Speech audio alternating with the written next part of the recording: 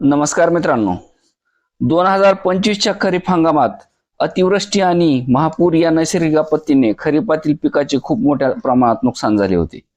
राज्याचे मुख्यमंत्री नुकसान भरपाई जाहीर करताना ज्यांनी पीक विमा भरला आहे अशा शेतकऱ्यांना हेक्टरी 17,000 रुपये पीक विमा मिळेल अशी घोषणा केली होती. पण प्रत्यक्षात पीक विमा जाहीर होताना दिसत आहे की ती रक्कम अत्यंत कमी असल्याचे निदर्शनास येत आहे.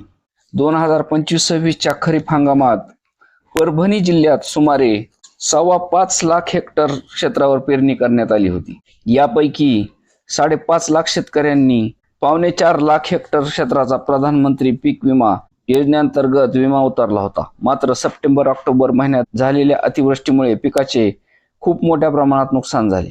शेतकऱ्यांना विमा योजनेतून योग्य भरपाई मिळेल अशी अपेक्षा होती, परंतु प्रत्यक्षात मिळणारी रक्कम खूप कमी असल्याचे निदर्शनास येत आहे. या जिल्ह्यातील नुकसानीच्या तुलनेत केवळ 25,70,00,000 रुपयाची मदत मंजूर करण्यात आली आहे.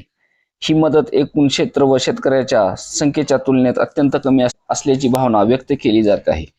त्यातले त्यात मानवत महसूल मंडळात पीक कापणी प्रयोगाच्या आधारे फक्त 1.93% नुकसान दाखवण्यात आले आहे. त्यामुळे शेतकऱ्यांना हेक्टरी अवघे 1100 रुपयाच्या आसपास हे मिळणार असल्याचे निदर्शनास येत आहे. विशेष म्हणजे अनेक शेतकऱ्यांनी विमा हप्त्यासाठी यापेक्षा जास्त रक्कम भरलेली असताना मिळणारी मदत कमी असल्याने शेतकऱ्यांमध्ये संताप व्यक्त केला जात आहे. अतिवृष्टीमुळे खरीप हंगामातील पिकाचे मोठ्या प्रमाणात नुकसान झाल्यानंतरही शेतकऱ्यांना मिळणारी पीक विमा मदत अत्यल्प असल्याने परभणी जिल्ह्यात तीव्र नाराजी व्यक्त होत आहे.